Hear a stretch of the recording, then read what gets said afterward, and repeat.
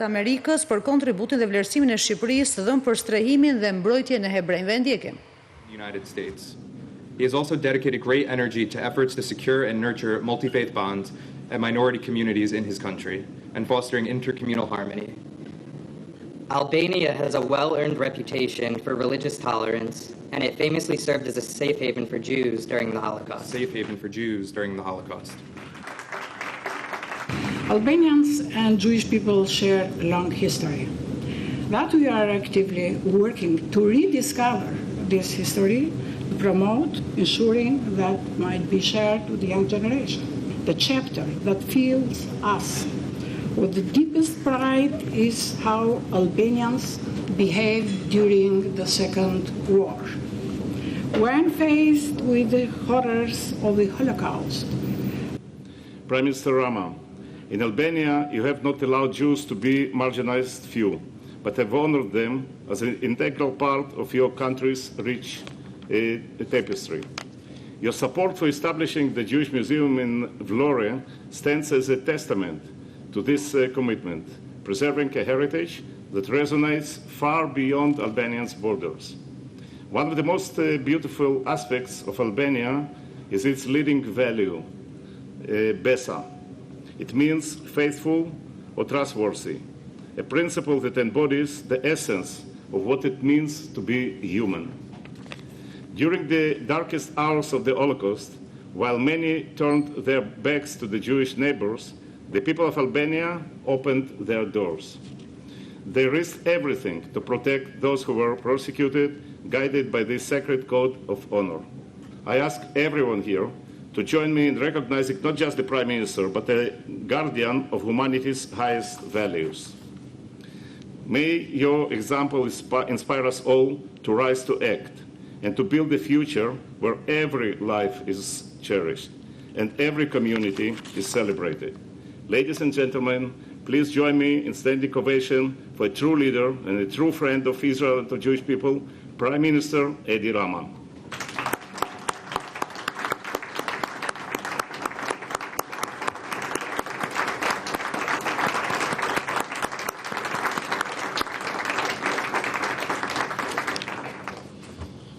Well, thank you. It is a tremendous honor to stand here in front of you, leaders and activists of the international Jewish community, among whom I see cherished friends of mine and of my country. For those who have never been to Tirana, there is an underground bunker at the city center. It was built to withstand an attack from NATO. Today it has been transformed into a space dedicated to the victims of those who originally constructed it. The bunker is eerily reminiscent of a modest, small-scale Yad Vashem. Inside the staircase, beneath photographs of the thousands of Albanians murdered by our North Korean-style regime in the middle of Europe, neon letters spell out Primo Levi's words.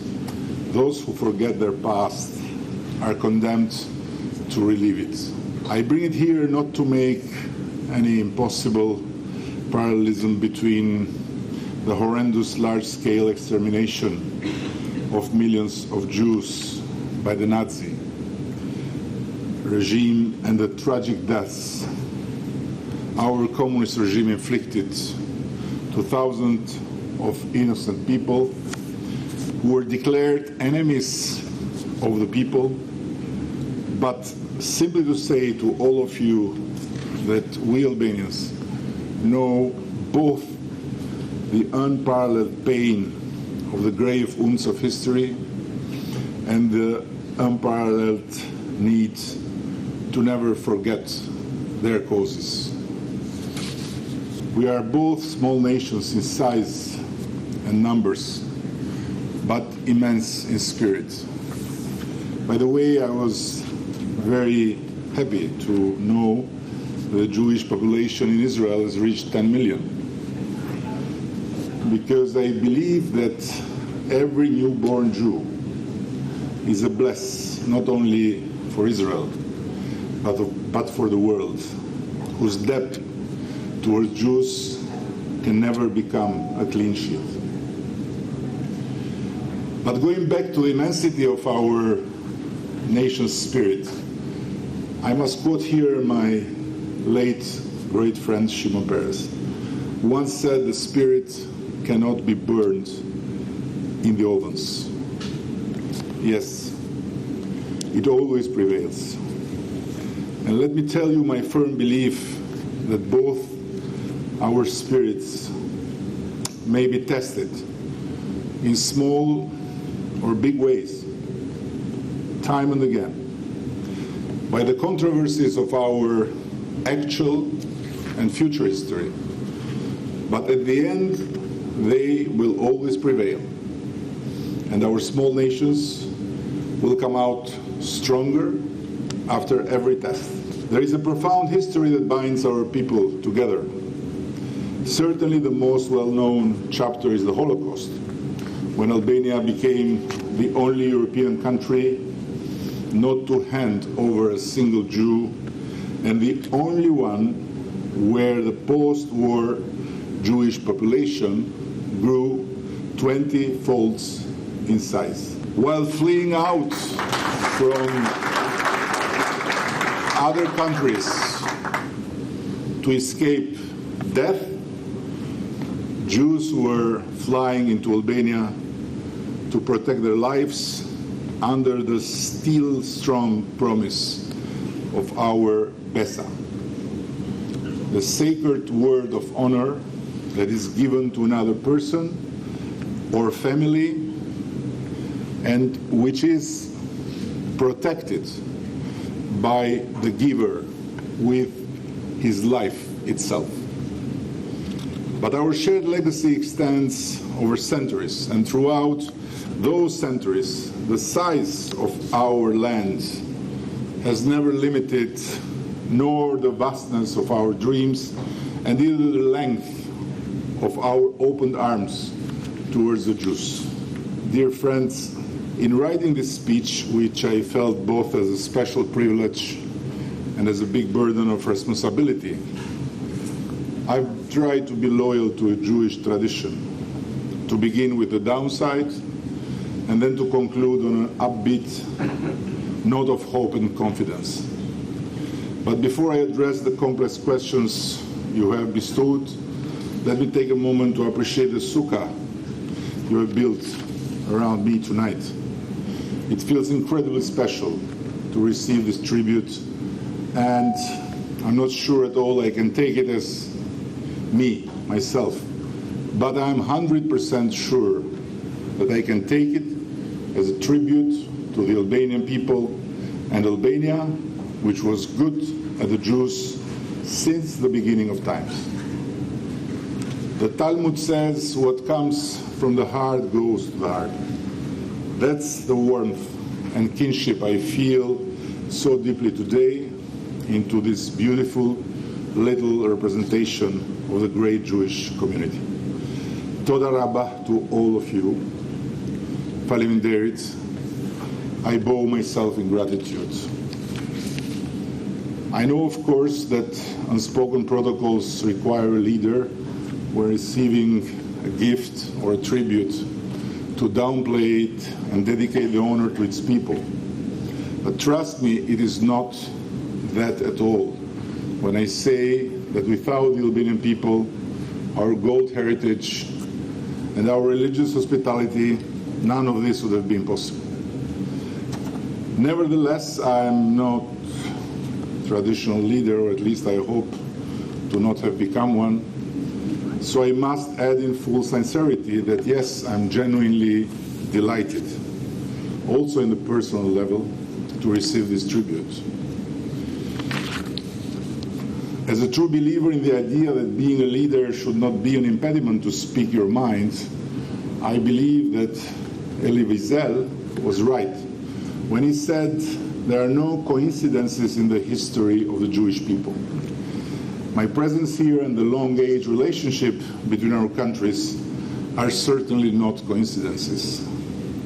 Now, to say it all modestly, modesty is not my main strength, but I promise that this is all you will hear about me tonight.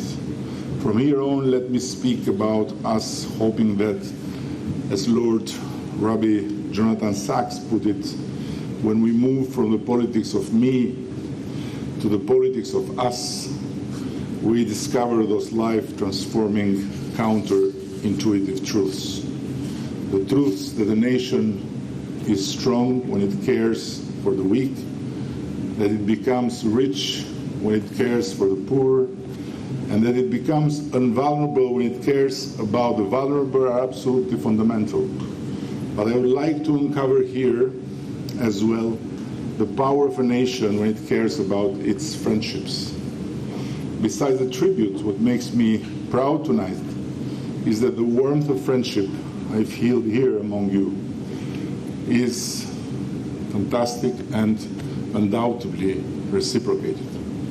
It was certainly the case last week when President Isaac Herzog became the first Israeli president in history to visit Albania and get a taste of our hospitality. Too late for such a historical breakthrough, but right in time when one thinks about the historical context and of the struggle the Jewish nation and Jewish state is going through nowadays, fighting not only for his right to defend itself from a new vicious form of Nazism, but also for the world we live in to not fail and not fall for easy answers in front of an existential threat to the free and democratic space we have constructed all together after the nightmare of World War II. I like to underline a detail that will make the second half of my speech much easier. Among other, Mr. Herzog laid a wreath at the Holocaust Memorial in Tirana, together with our religious leaders. Yet the real news was not that they met. It was that no one in Albania even wrote about this meeting. In a country where the heads of the Sunni Muslim majority, Bektashi, a Sufi Shia moderate order, Christian Orthodox and Catholic communities regularly meet and celebrate each other religious festivities, the President of Israel is simply as normal as not newsworthy. This unity among our religious leaders and religious communities is not a publicity stunt. It is embedded in our DNA. It reflects a religious understanding and well-being that is so special in this turbulent and confused world, a blessing we cherish. Albania has always been like this, and explains also why we have been so able to enact policies of peace, dialogue, and tolerance towards our neighbors, and also the minorities within our territory, who never ever suffered any type of ethnic or religious discrimination.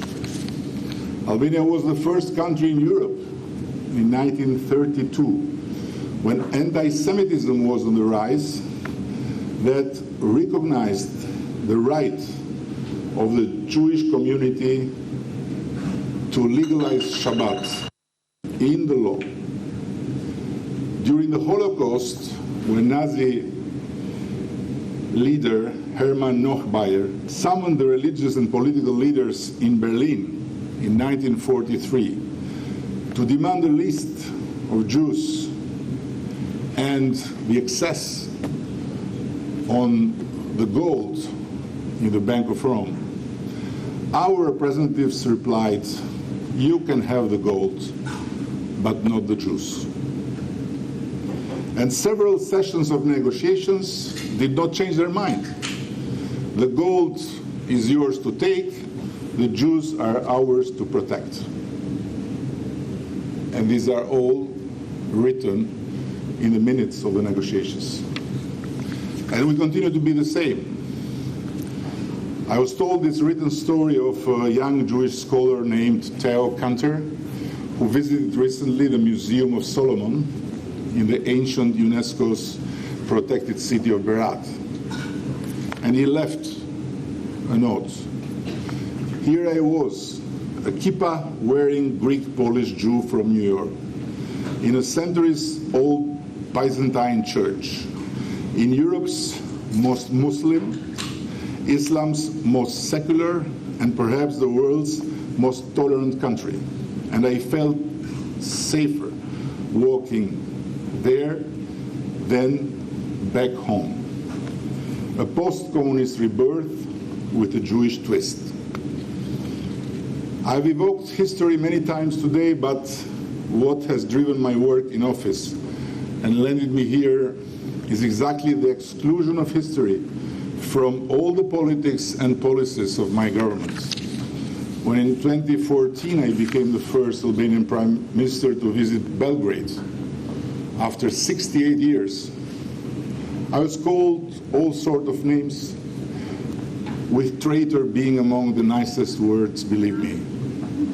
Albanians can be quite colorful when they want to curse you. My mom has passed away, but she will remember very well. Yet I will never waver in my conviction that for Albanians to grow and prosper as a proud nation, and for Albania to stand still as a role model small state, it is of essence to look and learn from the past with the eyes of the future, and never let the future to be imagined with the eyes of the past. Dear friends, I am fully aware of the elephant in this room.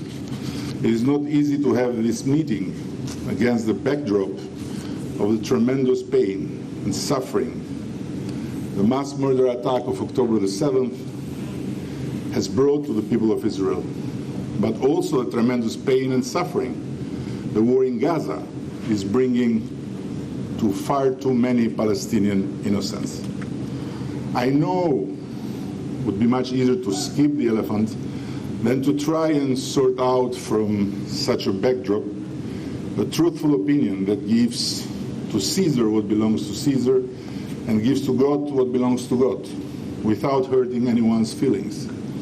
But let me start by quoting Rabbi Sachs once more. Terror fails and will always fail because it arouses in us a profound instinct for life. And while we, the world, can be divided about the how to get out from this devastating war without witnessing daily the screams of pain of the innocent people of Gaza, it is simply a madness with potential devastating consequences for all of us to not be united in firmly defining terror as a very common enemy. Asking for proportionate answer to terror is asking not only for something unrealistic, but for coexisting with terror by recognizing terrorists as legitimate counterparts to be appeased and not as common enemies to be defeated. There is a history in the holy books.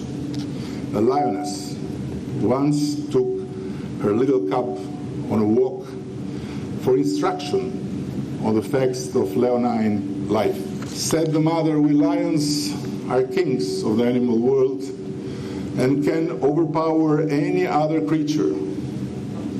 Even human beings are not secure, but they are at our mercy.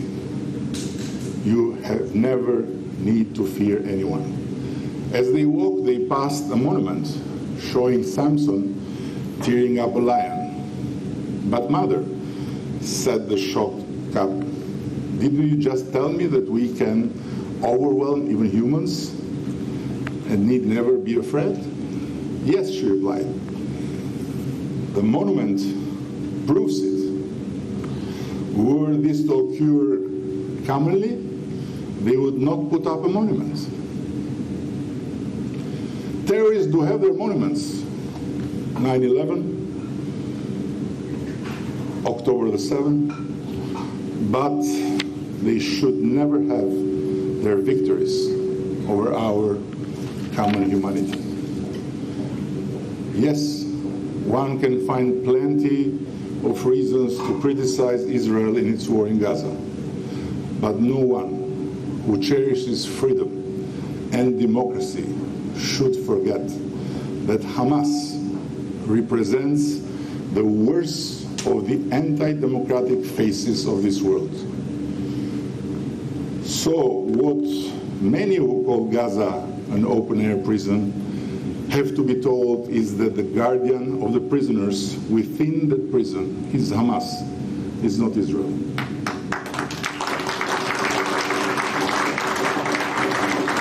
Having Hamas been elected power, which instead of seeking the destruction of Israel with the support of Iran, would seek the freedom and prosperity of its people through democratic rule, I would be the first to say that Israel is wrong and should be stopped and treated like an aggressor against a peace-seeking neighbor.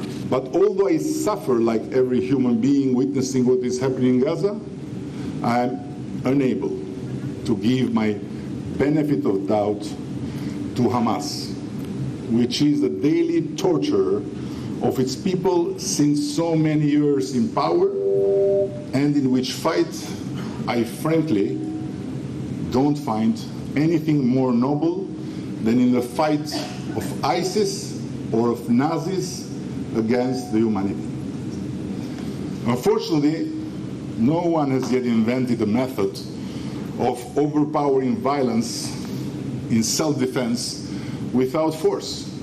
And again, we are of course very aware that what is happening in the territories where the people of Israel and the people of Palestine live is something that must end as soon as possible. Albania has voted more than once in the United Nations for immediate ceasefire, but in the meantime, we have never doubted that the ceasefire that would not include the release of all hostages is anything but a boost for Hamas. We have also stood since a long time, and we firmly stand for the two-state solution as the only path forward towards a long-standing peace. But for us, this means Hamas out of the picture and reliable political representation backed by all Arab states on the Palestinian side.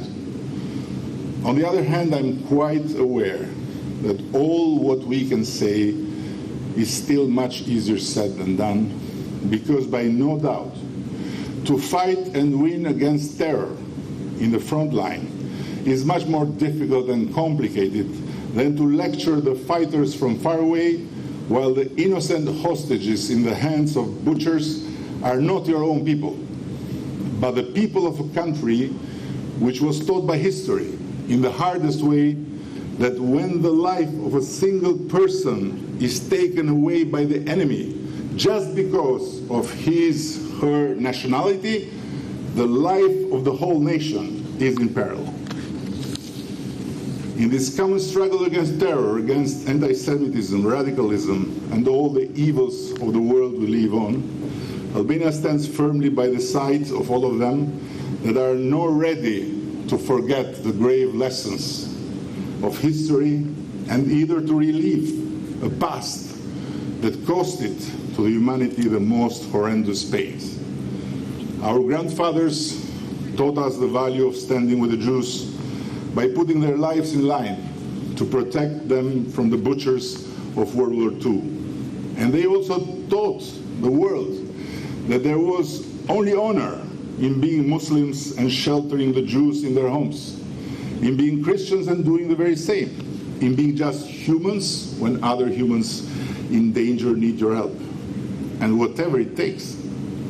In the same spirit, we gave shelter to several thousand of Iranian refugees whose life was in daily danger in the Camp Liberty in Iraq, where they were raided and killed by Tehran assassins. Bigger and stronger European countries didn't want to help them.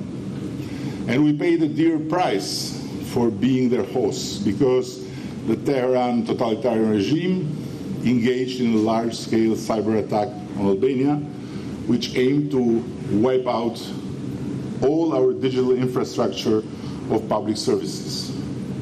But we didn't waver and will not waver in our commitment to shelter those people in our country for as long as it takes. And our hospitality was and is not at all related to any political stance against Iran, but only to a humanitarian belief engraved in our spirit as nation. We were forced to respond to the Iranian regime ruthless attack by severing our diplomatic relations and kicking their embassy personnel out of the country. But I repeat, the Iranians in Albania are in our Besa, as the Jews were during World War II.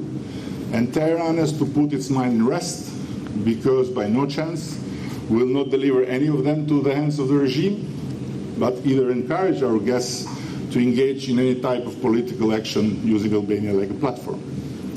Lately, we're to open the doors to another group of people, several thousands of Afghans whose life was in immediate danger right after the fall of Kabul. It was truly an embarrassing moment to see how the biggest and the richest among the NATO European members shied away from the most naturally human obligation to rescue them after we left. They believed in the dream we sold them with plenty of beautiful words: freedom, democracy, women's rights, free media, and so on. And they exposed themselves wholeheartedly by working with us for a democratic Afghanistan as free citizens, and also working for us as drivers, cleaners, translators, technicians. But suddenly we changed our mind and let their enemies take over, and our beautiful promises meant nothing anymore in the dark, terrifying loneliness of our friends. Well, it is not for Albania to say if we had to stay or leave. We are too small for the big decisions of our alliance. But our spirit is too big to not see at this Afghans' despair, our own despair, when we were under the rule of our red Talibans.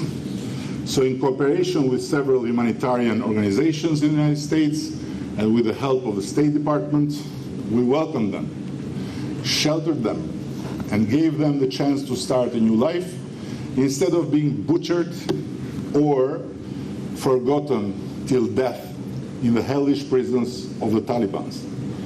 And we are very proud to see that they are breathing freely here in the US, in Canada, and in Albania too.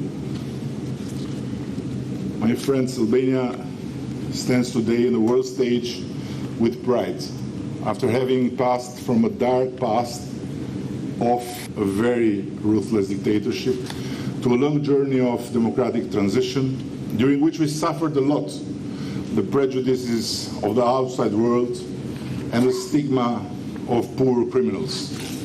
Our country's transformation from a thoroughly harsh but much needed justice reform and the blossoming of tourism to our level of security and our roles in the Security Council, at the OSCE chairmanship and the UN Human Rights Council speaks for itself. We have found our voice in the region, a voice that great powers listen and trust. But my concern is to ensure that this new position for Albania becomes irreversible. We want stronger friendships with all our natural friends. Our strategic allies are the United States and the European Union, which is the bless of our region that otherwise could forget about democratic state building and prosperity. We have strategic partnerships with Italy, Turkey, and Greece. These are our neighbors. You can imagine, it's not easy. but they are our friends. We want stronger and stronger ties with Israel. We want stronger partnerships with the Arab world, and have strengthened a lot. Our partnerships with the United Arab Emirates, which is a very inspiring place with a visionary, peace-seeking, progressive leader that comes one in a lifetime. And as well with Saudi Arabia, whose reform drive and seek for progress under another visionary leader have brought us much closer than before. We do not want conflicts or nationalist grunts in the region. We aim to promote not just by words, but by our example only peace, regional cooperation, and always dialogue instead of muscle shows. A lesson my grandmother taught me rings always true to me when I think about foreign policy. Happy neighbor, happy home. I believe that if we remember that God is on our side and also on the other side, we stand a chance of realizing that under heaven's eye, we are all on the same side, the side of humanity. Writing that human greatness does not lie in wealth or power, but in character and goodness, and that all of us are born with a basic goodness, did not save Anna Frank. But as Simon Wiesenthal underlines, for evil to flourish, it only requires good men to do nothing. Rosh Hashanah, the Jewish New Year, a time for reflection, renewal, and new beginnings, is approaching fast. It is a reminder that even in the face of hardship and turmoil, there is always an opportunity to start anew. Rosh Hashanah teaches us that the past does not define our future. Instead, it urges us to embrace the promise of what lies ahead with hope and determination. Just as the shofar's call awakens the spirit within us, let this moment awaken our resolve to build a world where peace, tolerance, and understanding are not mere aspiration, but realities we actively create. And part of it is standing always firm against anti-Semitism, Islamophobia, and all forms that evil uses to confuse the world. Once more, thank you. And by the way, thank you for being the highlight of this otherwise grim trip to the UN General Assembly.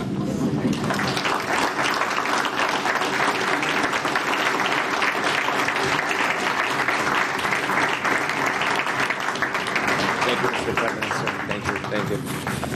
Before we conclude, I'd like to invite Robert Singer back to the stage to present the award, the CAM Global Leadership Award to Prime Minister Rama.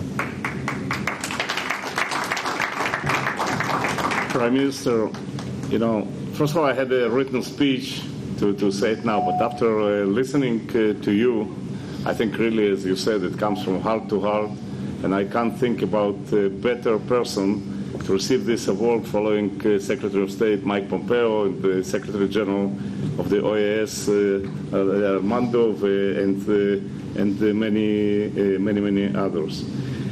I think, when we met a few months ago with your outstanding ambassador here in New York, and we were thinking about this event, we were thinking about 50, 60 people. We had over 150 people willing to come and to listen.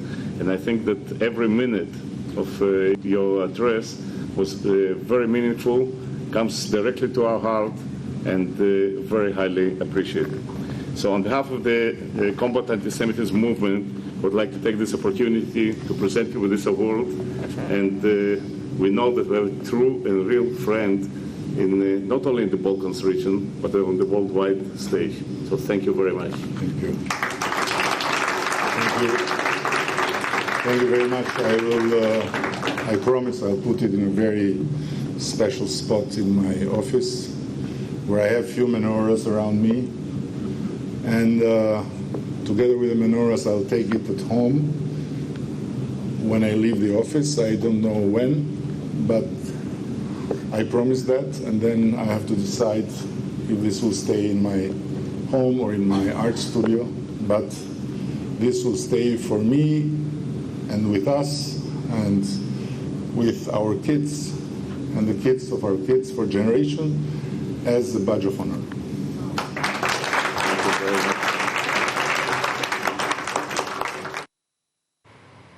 Ndoqën fjalën e